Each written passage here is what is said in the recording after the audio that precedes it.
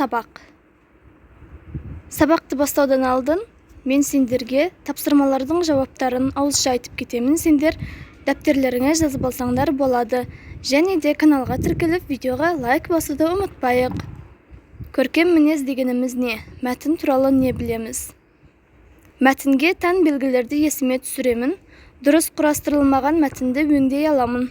Екі бөлікті салыстыр, қай бөлік мәтін неліктен дәлелдеп көр. Жаман адамға да жақсы көзбен қара. Нұрайға тосынсый жасадық, күлкі көңілді көтереді. Нұрай ибалы тәртіпті оқушы. Ол үздік оқушылардың бірі. Сыныптастары оны үлгі тұтады. Бізде бірінші мәтін емес, бұл мақал және де тос айтылған бұл жерде. Және де мақал мәтелдер. Екінші мәтін бізде бұл мәтінге жатады, өйткені бұл жерде Нұрай деген қызды сипаттап айтып тұр. Мәтінді көшіріп жаз, сөйлемдерді бір-бірімен байланыстырып тұрған сөздердің астынсыз. Бұл жерде сөйлемдерді бір-бірімен байланыстырып тұрған сөздер. Нұрай ибалы тәртіпті оқушы. Ол үздік оқушылардың бірі және сыныптастары оны үлгі тұтады. Берілген сөйлемдерден тиін мәтінін құрастыр. Ол үшін сөйлемдер өзара мағыналық байланыста болсын.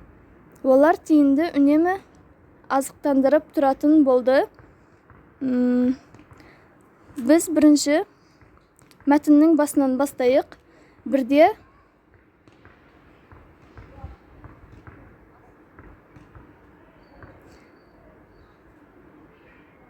тиін саябақта тіршілік етеді. Бірде оған оқушылар жаңғақ әкелді. Тиін жаңғақты тез қағып алды. Тиіннің мұнысы балаларға қызық көрінді. Олар тиінді үнемі азықтандырып тұратын болды. Осылай рет-ретімен мәтін құрап жазамыз. Балалар, дәптерлеріңе мен айтқандай ретімен жазып алсаңдар болады. Тиін мәтінін құрастыруда сөйлемдердің қандай болуы тәсілін қолдандың. Сөздердің қайталану тәсілін қолдандым. Балалардың әрекетін бағала. Олар тиінді қызықтау үшін келді. Олар тиінге қамқорлық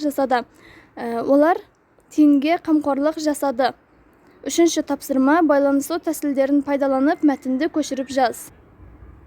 Таған көгершіндердің даяр тамаққа жылы орында тұрғанын көрді де жүнін ақ бояумен бояп соларға келіп қосылды. Түнде ол өзінің қай жерде екенін ұмытып өзінше айғай салды. Сонда көгершіндер тағанға бөтен құс екенін біліп қуып жіберді. Бұдан кейін таған өзінің жолдастарына келіп қосылды.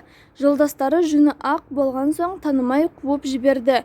Осы қалпымен ол көгершіндерге де қосыла алмай, өз жолдарына да қосыла алмай, көрген күні қараң болды. Мәтіннің мазмұнына сәйкес келетін тақырыптың қысқаша атауын таңда. Таған. Таған не үшін ешкімге қосылмай жалғыз қалды. Өйткені ол өзінің ұясынан шығып, басқа көгершіндерге барып қосылған, бірақ көгершіндер оның бөтен құс екенін сезіп қалып қуып жібереді, және ол қайтып келген кезде өзінің достарына, жолдастарына да қосыла алмай қалады. Берілген пікірлердің қайсысы дұрыс деп ойлайсың? Өз көз қарасыңды білдір. Ауырдың үстімен, жеңілдің астымен өмір сүргісі келді. Өз туыстары қуып жіберді. Барға қанағат етпеді. Бұл жерде ол барға қанағат етпеді.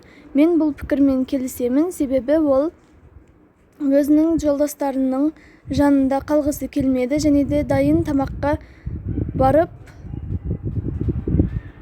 отыра салғысы келді.